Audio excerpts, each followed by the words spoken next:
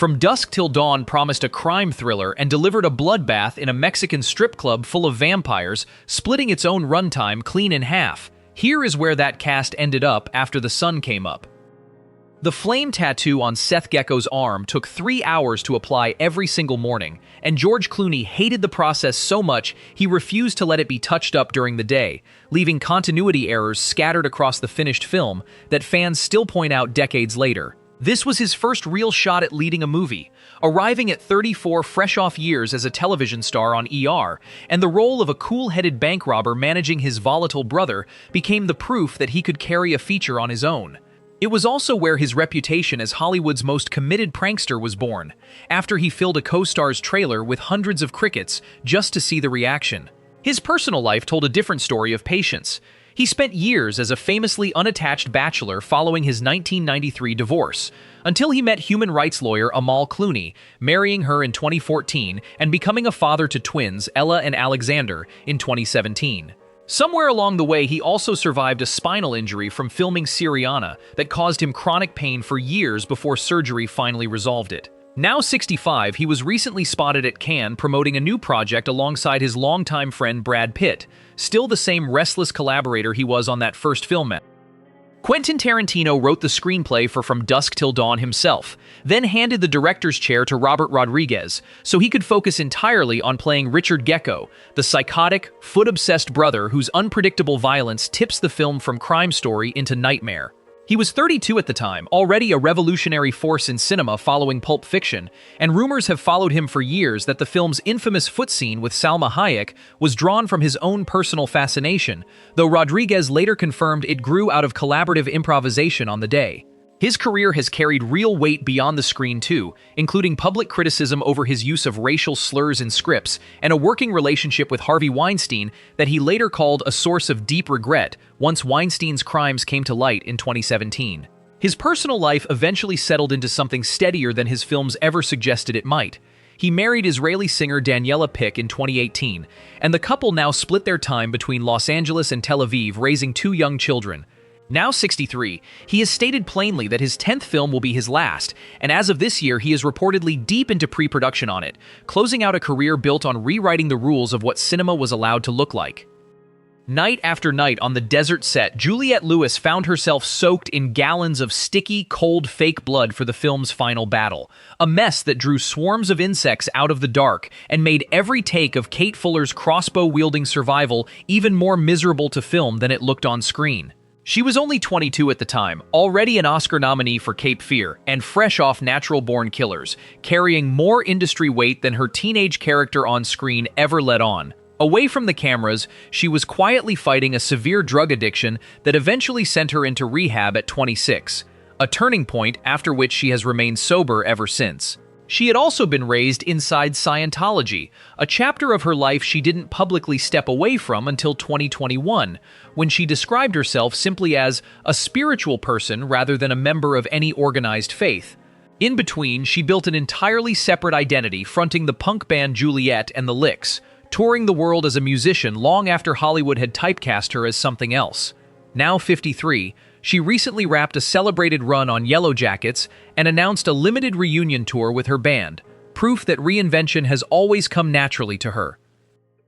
To prepare for playing Jacob Fuller, a priest who has lost his faith after his wife's death and must find it again with a shotgun in hand, Harvey Keitel spent real time with clergy discussing what it actually feels like to lose belief, a level of research typical of an actor who never treated any role as small. He was 56 during filming, already a titan of New Hollywood through Mean Streets, Taxi Driver, and Reservoir Dogs, and part of his legacy has always been a willingness to keep taking risks in independent cinema even after he no longer needed to prove anything. His own life outside the frame has included 3 children, Stella, Hudson, and Roman, and a marriage to Daphne Kastner that began in 2001 and has anchored him through his later decades. Long before any of that, he served as a United States Marine stationed in Lebanon, an experience that shaped the same discipline he later brought into every performance. Now 87, he has slowed considerably, but he still made a surprise appearance at a New York film retrospective this past June,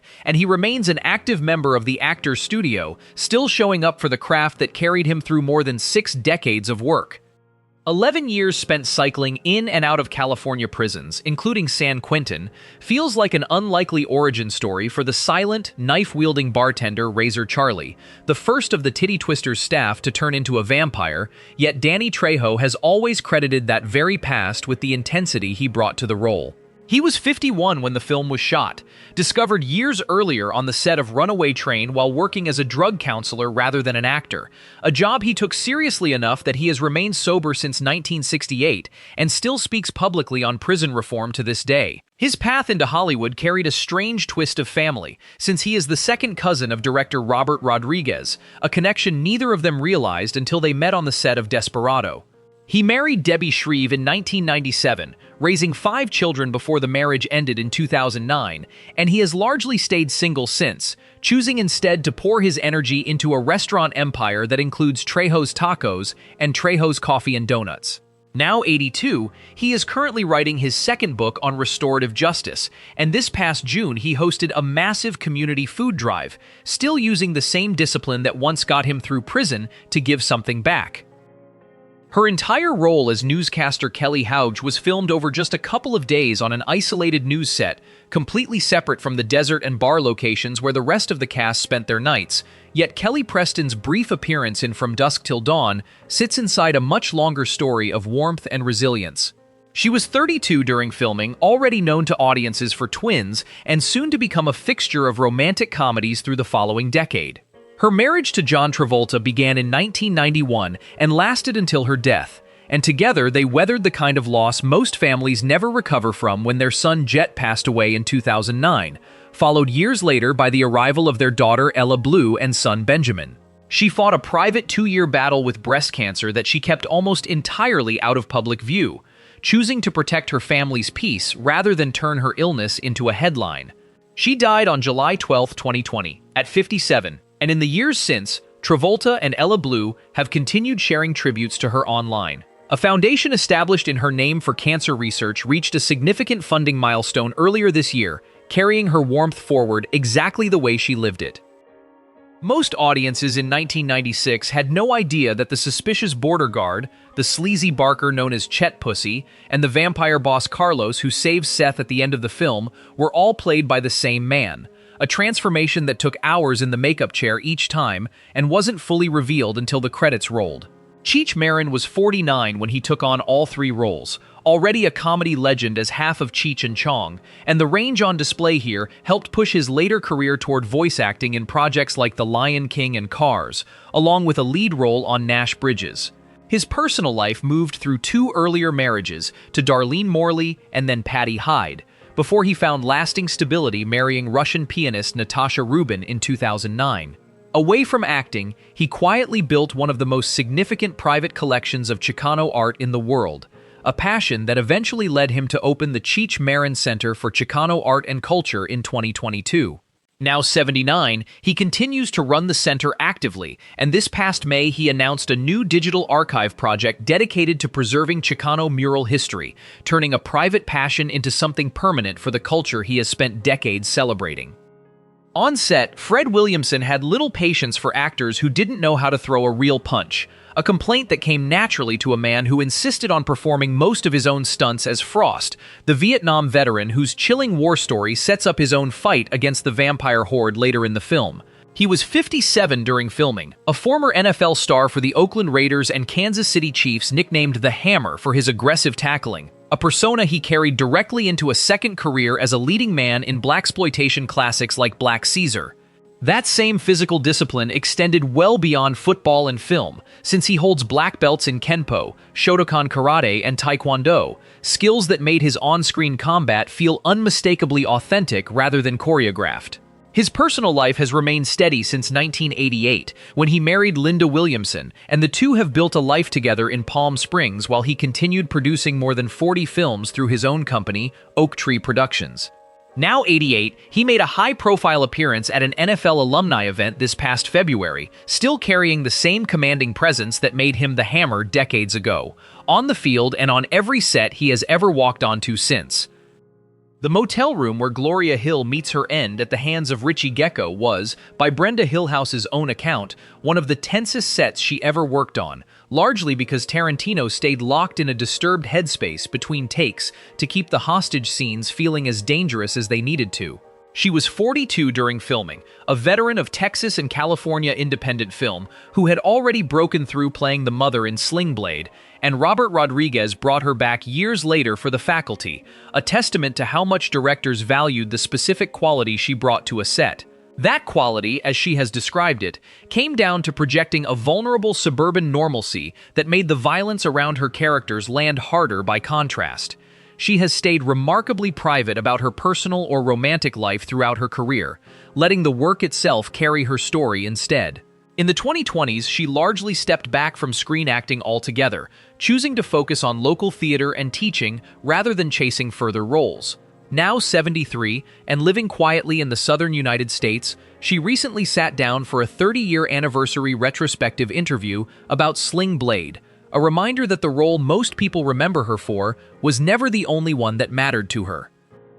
Long before he ever strapped on the crotch-mounted revolver that made Sex Machine such an unforgettable biker-turned-vampire, Tom Savini had already seen real violence up close as a combat photographer in Vietnam, an experience he has said shaped every gruesome effect he would go on to create for the rest of his career. He was 48 when the film was shot, already known across the horror world as the godfather of gore for revolutionizing makeup effects in Dawn of the Dead and Friday the 13th, and he personally helped design the mechanics of his character's signature weapon, though he was reportedly frustrated whenever the prop malfunctioned mid-take and forced him to manually reset it in front of the crew. Married to Nancy Savini, he has spent decades quietly processing the trauma of what he witnessed overseas through his art, a connection between war and horror that he has spoken about with unusual openness for a man working in a genre often dismissed as pure spectacle. He also runs a special makeup effects program in Pennsylvania, training the next generation of artists to carry the craft forward. Now 79, he was honored this past March with a Lifetime Achievement Award at a major international genre festival, still shaping horror from behind the scenes decades after he first started building monsters out of latex and memory. Texas Ranger Earl McGraw was only meant to appear in one film, investigating the Gecko brothers' bloody opening rampage at the liquor store, yet Michael Parks brought so much sharp-tongued charisma to that single day of filming that Quentin Tarantino began writing roles specifically for his voice from that point forward, eventually making the character the connective thread running through Kill Bill, Planet Terror, and Death Proof. He was 55 when he shot that opening monologue, a former 1960s counterculture icon from Then Came Bronson, who had unexpectedly become a muse for an entire generation of younger filmmakers late in his career. He married Oriana Parks in 1997, and their son James followed him into acting, frequently playing Earl McGraw's own son in later films as a kind of inherited family joke that outlived his father. Long before any of that, Parks had also been a recording artist, charting on Billboard with a folk song called Long Lonesome Highway, a detail few of his fans ever connected to the gravel-voiced Ranger they knew from the screen. He died on May 9, 2017 at 77, and his legacy has continued through his son, who still represents the McGraw name at fan events. A limited edition vinyl reissue of his 1960s recordings arrived earlier this year, introducing his music to an audience that only ever knew him as an actor. The pyrotechnics used during the liquor store shootout were so massive and loud in that confined space that Amy Graham has described real fear on set while filming her scenes as the blonde hostage, one of the women caught in the crossfire between the Gecko brothers and the store clerk during the film's explosive opening. She was 23 at the time, the younger sister of actress Heather Graham, a connection that occasionally overshadowed her own early work in small television roles, before she landed parts in Jackie Brown and Training Day. What set her apart from many of her peers was a real academic streak, spending years studying screenwriting and directing theory long before she ever stepped behind a camera herself. That study eventually paid off when she wrote and directed her own feature film, The Citizen, in 2022, proving her curiosity about the craft had never been casual. She has kept her personal and romantic relationships almost entirely out of public view, letting her work speak for the parts of her life she chooses not to share. Now 54, she is currently in post-production on her second directorial feature, and earlier this year she was announced as a mentor for a Women in Film workshop, passing along the same patient study that once took her from hostage to filmmaker.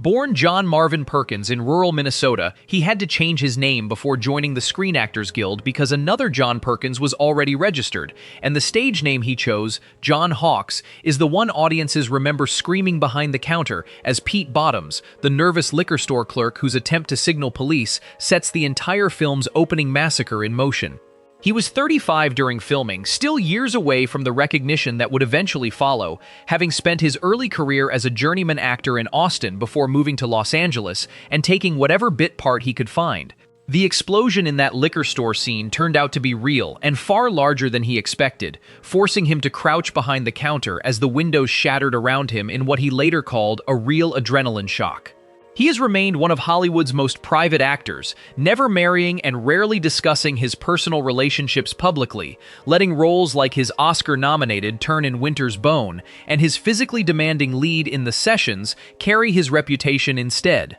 He even co-founded a band, King Straggler, with fellow actors, quietly building a parallel creative life away from film sets. Now 66, he recently completed a lead role in an independent neo-noir and performed a series of acoustic shows across Los Angeles earlier this year.